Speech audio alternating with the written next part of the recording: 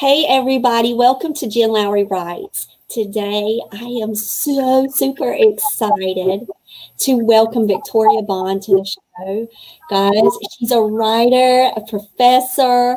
Her novel, Zora and Me, which was co-written by T.R. Simon, it won the John Steptoe Coretta Scott King Award for New Talent, and it was nominated for an Edgar Award in the category of Juvenile Mystery. And I want to let you guys know, too, the Cursed Ground Book 2 was also for the Edgar Award. Victoria holds an MFA in poetry. She's an occasional essayist on issues both personal and political. She teaches first-year writing at John Jay College, the City University of New York. And we are here to talk about one of my favorite series books of all time, Zora and Me, but to congratulate her on her new launch of The Summoner. Guys, this is book 3, and I'm going to talk all about it later, but I just want to say you've got to just kind of pause right now, just go grab your own copy, and you will thank me for it. So welcome, Victoria, to the show. Thank you, Jen. Thank you so much for having me. It's really a pleasure to be here. Thank you. So tell us just a little bit more about you, kind of like the behind the scenes that's not in your professional bio, and then we can start talking about the books. Oh my gosh. Well, I really now especially in the pandemic, if it wasn't my number one job before, it's definitely my number one job now is being a parent. You know, I think the protagonist that I'm most working with at this moment is my son. That's the protagonist and the story life that I'm trying to help grow and build. So I've just really been consumed by parenting these last months. And, and that's been a good thing. I'm discovering a lot about patience. I'm discovering a lot about how to love my child and how to love me and try to make room in myself and in my family for just more patience and more understanding. So it's a journey. It's a tough one, but I think that I'm growing because of it. So, just keep fingers crossed it's okay. Yes, praying for you. Oh, thank you. I want to tell you that I want to start off by saying that I, of course, started out with Zora and Me. And so you've co-authored this series, and I did read a little bit behind the scenes on you and T.R. Simon were friends, and then you just kind of, what did you do? Just bounce around ideas and say, let's go for Zora's life because it's so fascinating and profound? I think, yes, actually. Yeah, Tanya and I worked together. And while we worked together, we would go out for lunch and we would talk about stuff. Have you thought of this? Have you thought of that? How about this? How about that? And nothing gelled. And I think maybe a year or two passed, we stopped working together, but we were still extremely close friends. And I wrote a novel and it was really bad. It was the worst. And I gave it to Tanya. And I knew it was the worst, but I still wanted to give it to my friend, just so I could have just know that it existed and give it to someone else, right? So the book at least could live in that regard. And she said, yeah, Vicki, this is pretty bad, but you are really good with young characters. The kids in your book really came to life. And I thought, this is something that I hadn't ever considered, writing for kids and writing young characters. So then maybe a few more months passed and Tanya invited me over for lasagna. And she said, Vicki, I have an idea. Zora Neale Hurston as a girl detective. And I said, that's a good idea. And then we just never stopped. So that was the lasagna dinner that gave birth to the series.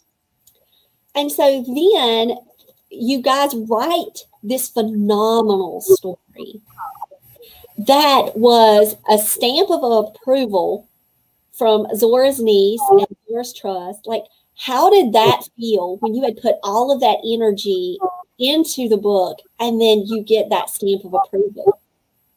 I couldn't even really believe it. I still think it is the honor of my professional career to have the Zora Neale Hurston Trust endorse these books. They're the only books that they have endorsed that are not by Zora Neale Hurston herself. So I feel, you know, as you were saying, Jen, about the prayers and the spirit connections that all of us have as readers and writers, both to those writers that are still among us and those writers who aren't, you know, I feel like the people that work on Zora, you know, really feel like they have been chosen in some regard. You know, if there's something about them, if there's something about Zora, but I do think that her loving spirit of community and of legacy, you know, I think it touches people in big and small ways. And I think for those of us who continue her legacy through either scholarship or like in these books as novels, I think that we feel a little bit more of that light than maybe some other people do. And so after reading Their Eyes Were Watching God, I will let you know that I hugged the book. Like I literally hugged the book. And so, and we have those moments in our lives when we do attach ourselves to the heartbeats of books. And so I will say that was a hug moment for me. When I read Zora and Me, of course, in one sitting, because how can you walk away? Like literally, I read each one in 3 days. I read 1, 2, 3. There's no way you could do it any other way, people. Okay, I'm just challenging you right now. But when I read Zora and Me, I started like patting it, like it was like endearing. It was so endearing. It was so just spoke like it spoke to me. So I read the book, I go to sleep, and I wake up in the middle of the night just bawling, like crying, like, and I saw my family in a dream. And it's my family that had passed, and they were all sitting around like a dining table.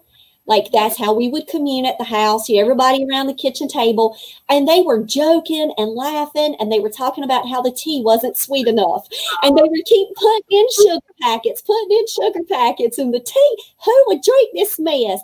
And it was their voice, and it was their smiles, and it was that family connection. And it's like I was leaving Joe's porch, Joe's store.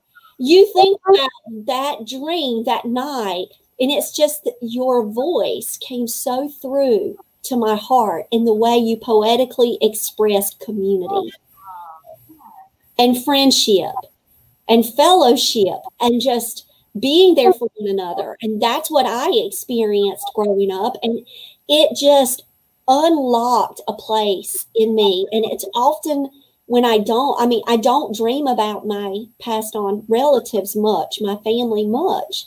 When you get those moments, it's a treasure. And I will say it was the journey starting with Zora and Me. So then, of course, then Sunday, you know, I'm reading The Cursed Ground. And I'm like, oh, how can it get better? And it does. I know. Tanya's book is so amazing. Oh, and then I'm hugging and I'm going, oh my gosh. And I'm like, how are you guys? And I'm thinking about it. Did you guys just sit down and say, we're going to do 3 books from the beginning? We did. And the series took so long because we couldn't decide how to go about the second book. And we maybe spent 2 years trying to write the second book in the same way that we wrote the first book until we realized that we actually had 2 different stories. You know, that Tanya wanted to tell a story really about Old Lady Bronson. The Old Lady Bronson character, I think, is Tanya's favorite of the series. And I wanted to tell a story more about Eatonville in Zora's lifetime. You know, so we then just decided, okay, Tanya will do the story of Eatonville's past, and then I will do the story of the Eatonville that Zora says goodbye to. Yes. So, yeah. And so I get to the Summoner. Okay, you see me hugging this too, because if you were here and we wouldn't have social distancing rules, I would be hugging you right now. I know. I miss hugs. I miss meeting people. I miss meeting people. I really do. But we can hug books, can't we? Yeah. We can hug books. So I'm hugging this book because, okay, I read it It was phenomenal. Absolutely pulled at my heart. It made my heart ache, and it made me feel full at the same time. Oh, thank you. So it was as if I was going on this journey, and I knew what was bound to happen because I had read the bios. I knew that she was going, like you said, say goodbye. Like I knew that this was this culminating event and it was coming, and I was going to have to brace myself for that. Because even though with one door closing, another door does open, and then you have all of these life experiences and more. But I felt as if I was saying hello to Eatonville and living that moment and being there and champion the citizens. And then I felt like I was being ripped from them at the same time, because that love just felt so palpable in the story itself. Like it felt like a living, breathing thing outside of the pages. And so I finished the book, and I'm all like teary-eyed, feeling so full and so happy, all at the same time that I'm feeling also this immense pressure on my chest, like, wow, what Zora had to go through. Like, then you have that struggle in your mind, and you're having to reconcile both of those feelings at the same time. And you're talking middle grade fiction. Yeah. Victoria. Well, Jen, I think what you speak to in Zora's actual biography, so for your listeners, just to get a sense of who Zora Neale Hurston was, is that she's a novelist and anthropologist. She becomes famous for a time as a Harlem Renaissance figure. But before that, in the very early 20th century, Zora Neale Hurston is from this place called Eatonville, Florida, which was one of the first all-Black incorporated towns. And she grows up in this very safe community, a prosperous community also. And her father actually becomes mayor, right? And her father was also a womanizer and a showboating preacher. And after Zora's mother passes away, Zora's family does fall apart. And Zora basically is out on her own. And in her biography, there's about 10 years of her life that are missing, right? No one really knows what was going on with Zora from the time she was 15, 16 till the time she's 26. When she shows back up in the DC area and lies and says that she's 16 so she can go back to high school, so there's this really kind of funny idea of her kind of like in disguise as a teenager, like an 80s movie, like going back to high school, but you're an adult. So that period of her life, I think, really does shape her work going forward, because it's this kind of this knowing darkness, that I think she experienced during that time. Not necessarily of, being a domestic. She was the maid for an actress. She also kind of worked as a domestic in a circus. I don't think it's actually the work that defined the kind of the darkness and the knowing that Zora carried with her. I think it was the loneliness. Or the grief. Yeah, I think it was the grief from losing her mother and the loneliness of having known what family was and knowing what community was, and having that really disappear for a long period of time, that I think gives her that kind of iron will to succeed, but it also gives her work such a beautiful, deep, rich heart. Like that's why I think you want to hug Their Eyes Are Watching God, because you feel so much heart and love in the story. And I think that she brought that throughout her life from Eatonville, but I think that deepened in that period of time when she was really living on her own. And I think that authentic voice that you guys created in this series, if you read the series straight through, and then maybe you're experiencing Their Eyes Were Watching God for the first time, then it's almost as if you're pulling another layer out and you're seeing Eatonville all over again in a new way with her. And it's like you're almost reading a continuation. Oh, that's so lovely. Thank you. That's the way I felt from that. And then as soon as I read The Summoner, I'm reading it late at night because, you know, I have a busy day, full-time teacher, homeschool at night, and then after all that, and then, so I'm reading, I can't put the book down, I go to sleep, and I have a second dream, and this time it's of my mother. And we're just riding in her car, and we pull up, and we get out of the car, and I can see a red bird flying around her. And we have this symbol in our house of red birds. Every time we see a red bird, it would bring good luck. It was one of those types of sayings that she would pass, and she'd get so excited if she'd see a red bird. And I could see the red bird, and it was flying right by my mother. And I pulled out my camera to take a picture of my mother with the red bird in the shot. And I could feel it. The red bird felt like it flew right at me and just got in my hair. And I could feel it. And I woke up like this. And I'm thinking, The Summoner. It's the photography. It's the camera. And I'm like, this book, like, wait, what is happening? It was the store. It was like Joe's. It was almost like Joe's store and the table and the sweet tea and all the joking around. Then it gets to, you know, the symbol that my mom and I shared together. That's why I have a red bird in every room of my house, because every time I see that, then I think of my mom and that good luck and all of that. And then I'm dreaming that right after, and my mother was beautiful and happy and seemed so free. And I just want to thank you, because those memories are very strong for me. And that love is strong, but it's also hard love, because you have to live with that grief. And that's what books that matter really do for someone. They open up that raw place, that sensitive place that might have been scarred, tissued, and put away. And when you read a book that really touches you, that's the power of a book. And so I want to thank you for bringing my mom back in a dream for me, because I do believe that it was an instrument of this book and your words and that story.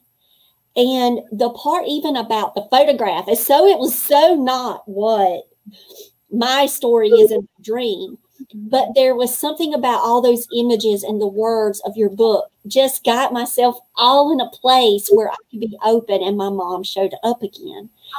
So, well, thank you for reading these books. Thank you for sharing that with me. You know, y'all got to read them. I'm telling all y'all, you have not read Zora and Me, I want to know what's happening.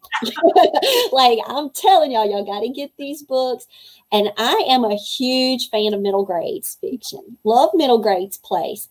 But this is not just for reading with your children, which I believe that families should grab these books and read them together, just because of the historical significance and the deep issues about race, and the conversations that you can have from these books can be life-changing for your children. They can be just great instruments to have in these critical conversations that we need to be having right now. And so not just a springboard for that, but just to be able to experience just the language of love. Well, you know, Jen, as I was saying to you pre-interview, you know, your experience of reading the novels and then having this dream and this encounter with your mother, you know, that really speaks to me more as a reader than as a writer, because that's why I read. You know, I read to have access to different pieces of myself that are hard sometimes to get to. And, you know, just to hear that something I wrote helped to facilitate that experience for someone else really is an honor. Thank you so much for sharing that with me. Thank you for writing and following this. Now, that's why I read. I never imagined I can, you know, be that successful, you know, reader to writer, but that's why I read, you know, to truly try to have access to different pieces of myself that sometimes seem a little bit out of reach. So I do want to read a couple of lines. I want you to scream at me if you say, don't read this, because I don't want to. No, that's to me, I just love this. So you guys, because I love too that it was written from Carrie's point of view. Like, I just love that. I love her. And I really feel like that way makes Zora even larger than life, because you see her through the eyes of the best friend. When did you guys make the decision to go that route and go through Carrie's point of view? You know, pretty early. You know, after Tanya and I had that first talk, you know, one of the first questions that we tossed back and forth is like, is it going to be in third person? You know, is it going to be in first person? You know, so immediately we said it can't be from Zora's perspective, right? We can't write as Zora. That would just be insane.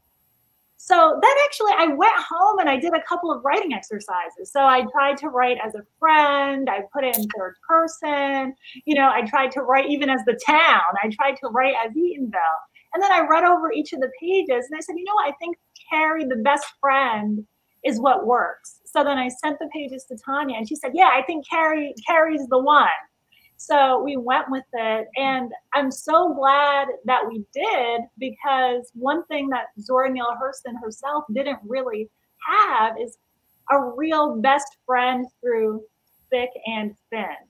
And as writers, you know, that is not unheard of. You know, writing can be a long, kind of hard, competitive road, kind of depending on your makeup.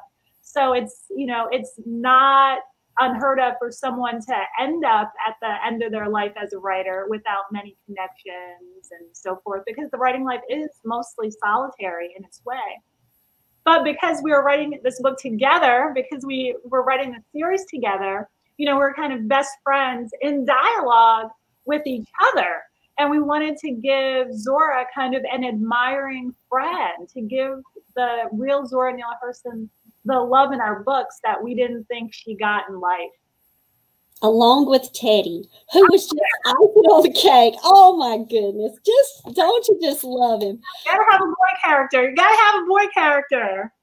Oh, just love. Okay, so I love, and suddenly I knew what was driving Zora.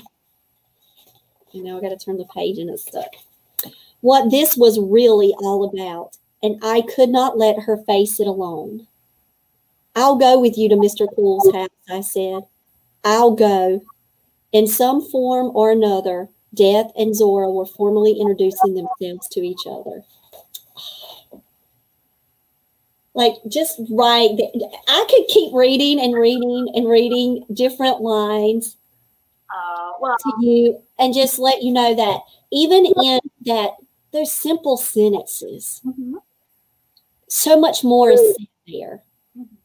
That true heart of friendship, those things of friendship, loyalty, overcoming your own fear to be able to stand with someone else, or standing up for someone else when you know it's right, even when you should possibly go with maybe a father and then you choose the father feet. I mean, all of the things that you have in here that are throughout the whole series. You know, not just the mystery elements and the half gator man, and you know the kids would love the half gator tail, you know, and all of that. But it's Mr. Ambrose sending her the book, and it's just every piece. It's almost as if each time you place a piece, then you get the picture of what voice should look like in a book. Oh, that is so wonderful.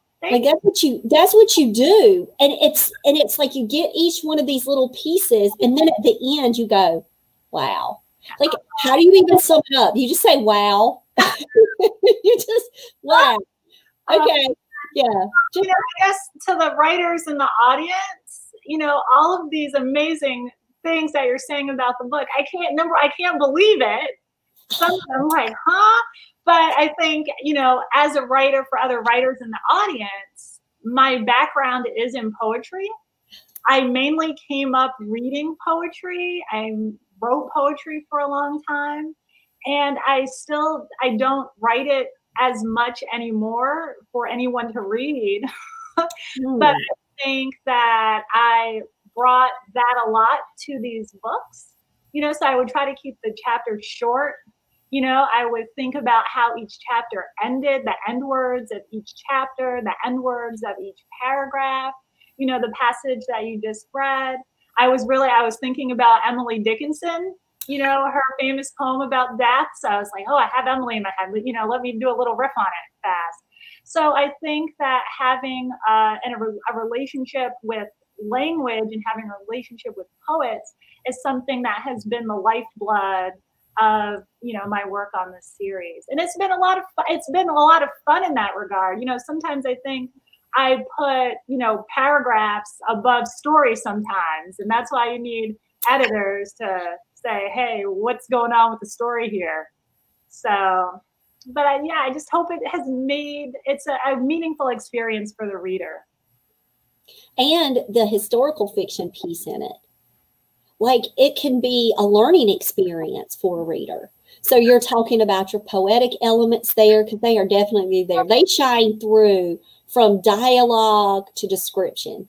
So that is there, but also the message behind the books, not just the themes, but the historical context in which it's set. And so now my husband and I are going on YouTube and we're looking up videos of Eatonville, and we're learning more about things that we had not experienced or known and we didn't know about. And we're like, wow, there's just so much more to learn. There's so much more every day that we can learn. And that's what, you know, the series like Zora and Me can do. It can serve as that springboard to further learning, to further discussions and discoveries and celebrations about the hard work and the perseverance and what people had to go through, what African Americans had to go through in the early 1900s and even today. Like, the books springboard into that awareness and then that recognition, and then how much more can we learn? And it's endless. Yeah. Well, I'm in historical fiction here, now, and forever. I don't think I'm ever going to write anything that's not historical fiction. How about mystery too? Oh, yes, mysteries and historical fiction together. You know, I think what I have enjoyed about The Summoner, and I think it was because I wrote it by myself without Tanya, I think Tanya would have kept a much stronger hold on the mystery element. But for me, it was more about solving the mystery at the end, of course, but really just getting to know the town. You know, my aim was to open up the town and make the town a character. And for that to be the main experience of the book, though the mystery does get solved at the end, that wasn't necessarily what I was thinking about chapter by chapter. And so you credit your grandmother, who turned 93 today. Happy birthday, Miss Dolores Hill. Look at her, 93. You credit her. Oh, my grandma's funny. My grandma's funny. But yeah, you know, so I think part of, you know, writing these books and thinking about who your audience is, you know, as I said, these books were co-created. So our audience in a way was each other, Tanya and myself. But also, you know, my whole writing life, you know, I have written with my grandparents in mind. You know, like, often when I'm done with the draft, I think when I start to read it through, like, what would my grandparents think? You know, because they're really the audience of my heart, right? So I'm still kind of writing to the past in that regard. We always write to our loved ones, you know, whether they're here with us or not. So yeah, it's a funny thing, you know, also about the historical fiction piece of it with the history of Black towns. You know, I think that kind of in the American imagination, there's an idea of a Black community that's really often tied up with a lot of pathology, with ghettos, with crimes, and with violence.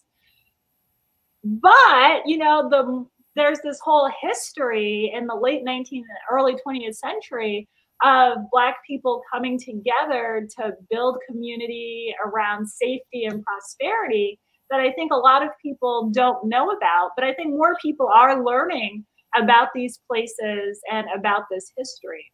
So, you know, if I could bring anything to the historical fiction table, I think the story of loving communities, you know, a loving Black community is something that I really want to share and expose kids to. And you did that. And the vibrancy of the community, just all of the working pieces of the community. You did all of that. And you did it in such an honoring way. So I know your grandmother has to be extremely excited and proud. Oh, no. You know, it's my grandmother since the pandemic, because my grandmother was 93. And the pandemic has had her like so turned around, basically, you know, because she hasn't really gone out and been anywhere. You know, she's just kind of in this weird loop. You know, like she watches the news. She's like, Vic, what's going on? It's the same as yesterday. It's the same as tomorrow. You know, so I think for someone that's that old, right, the way that time has collapsed, speaking of historical fiction, is really, it's very present with her. And then whenever, you know, I see her once a week, you know, and that's been another thing because of the pandemic. I was afraid to see her at the beginning, right? You know, because I don't want to get my grandmother sick. But then I've just been like, I want to see my grandmother. She's 93. Like, how much time does anyone have left? This is crazy, you know? Like, so I think we're always in that push and pull, that tug with, you know, being safe and following rules, but also knowing that we don't have forever, you know, that you want to be able to say hi and I love you in person while you can. Right. So I'll be praying for you guys, and just please tell her that I said from afar, happy birthday, and to thank her for pushing all of that mystery on you when you were younger and having a role model to be able to see someone who was an avid reader like that in your life. Like, when did you know that you wanted to go into creative writing? Because of course, you have your master's. Like, but when did you know? Was it a very early age that you wanted to do this life, or did that come later? I think I always did. You know, I think I always really wanted to be a poet, you know, from an early age. I went to college and it started seeming like a more kind of, I don't want to say far-flung, but it started to seem like a less realistic goal in terms of making money, right? So I think when I was in college, I kind of got the wake-up call, like, if you're going to do this, you do it, but you don't do it to make money. You do it because you love it and you want it to work and you want to try to grow as an artist and a person. So I think so. Then after I got that wake-up call, I think that's when I started thinking more about publishing as an industry, right? And if I wanted to be in the publishing industry, what kind of work would I do? And then that's how I met Tanya, right, at my first publishing job. And Tanya was an agent then. She's a literary agent now. And I worked in publishing, and I was like, this is kind of yucky and gross. Like, I think, you know, what are the good jobs around here? Ghostwriting? That's as good as it gets. I wasn't into the industry, though I am glad that I learned about it. And I really, you know, I have a lot of respect for editors, a lot of respect for people that ghost books, you know, a lot of respect for the people that are handling the slush piles, you know, writing the summaries, doing all the treatments and stuff. Because that is the work of reading and writing. You know, it's all of that stuff that makes up the publishing industry. So I'm glad that I got to know it. But from there, I thought, hey, I think I want to go back to school. And, you know, I'm not ready to, I don't think I can have a, you know, some kind of fantasy career as a writer, but I think I want to keep learning how to get better. You know, I think the fantasy for me became just that I would be a good writer, that I could learn how to be good. That became my goal. So, you know, and I guess, you know, it still is. I'm glad that these books are published, Jen. I'm glad that these books exist. And as someone who is I just want to keep trying to grow as a writer and an artist. You know, and I'm fingers crossed, you know, I can keep struggling and working through a manuscript here and there. And poetry as well. Oh, you know, I don't know about that. I don't know about that. But Yeah, so you know, for your audience, you know, it's a journey page by page. Mm. Truly is. Thank you for sharing your journey with us. I do want to ask you one more question before we have to close it off. And you knew about Zora taking the photograph of what she called the zombie woman. Yes. Like that was that catalyst for you that you said, okay, that's a great plot point here. I think I really want to use this. I think this is something that needs to be brought to light. And then you could start looking at some of those practices that Zora was also interested in and traveling and learning more about. So is that how you came up with like that base idea for the Summoner, was just that one photograph of Felicia, the lady in the photograph? Absolutely. That was it. You know, because so much of the plot of the Summoner is just really kind of growing a little detail here, a little detail there from Zora's lifelong work, really. And for me, Zora with the camera, really, that really just got stuck in my craw. And I just thought, I want to work with Zora and the camera. And, you know, her work on zombies and voodoo, you know, that there were these myths around like graveyard dirt, right? If someone threw graveyard dirt at you, they could put a curse on you, and that landowners in an area would poison people and they would appear as if they were dead, and these people would be buried. But then the landowners would hire people to dig up these victims, basically these marks, and make them work on their plantations and this sort of thing. So these were real practices, both kind of the economic exploitation, but then also this kind of the sense of magic. And I was just like, I want to try to work that in somehow. But Hurston with the camera, the journalist, the documentarian, I thought I want to try to build in this story a kind of origin for that. I want to try to weave in a kind of origin for Zora taking this photograph of this woman. And for those in your audience who, you know, aren't familiar with this, in the 1930s, Zora Neale Hurston did research on voodoo in Haiti and Jamaica. And while she was in Haiti, she received word that this woman had basically returned from the dead, that there was this woman that was in a hospital who had been known to have died, I think, in 1917, and now it's the 1930s, and this woman is back, and everyone is like, hey, what the heck happened? And Zora goes to the hospital, and she takes this photograph of this woman that's really haunting. And, you know, what Zora says is that no one knows what happened to her other than she's broken. You know, she calls her a broken vessel. So I just thought, oh my gosh, what happens to people in the years, the unknown years? And that Zora kind of gives us this snapshot of all the trauma that can occur in that lost time. And I thought, you know, I got to work this in. I want to get this in this book. And your broken vessel was Chester Cools. Yes, exactly. That's right. And the more that I would go through and trying to unlock the mystery, you would surprise me in another way. And then I would say, it's that person and it's this and that happened. Oh my goodness.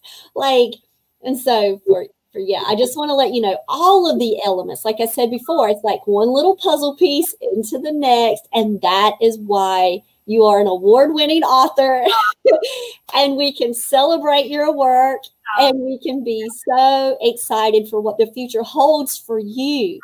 Because Victoria, this is I say this is your third, you know, book in the series, but this is just you getting started. Oh, thank you many, so much. many years of poetic work and words that matter. I hope so, right? Because that's the only reason worth doing this, right? It has to matter to you, and you have to want it to matter to someone else. Yep. And so you're writing with your grandparents in your heart. I write towards the grandchildren I don't have yet. And I always say that, you know, finding your why, I tell everyone that I talk with in the author community, you know, that's my why. What is like your why? Why are you doing what you're doing?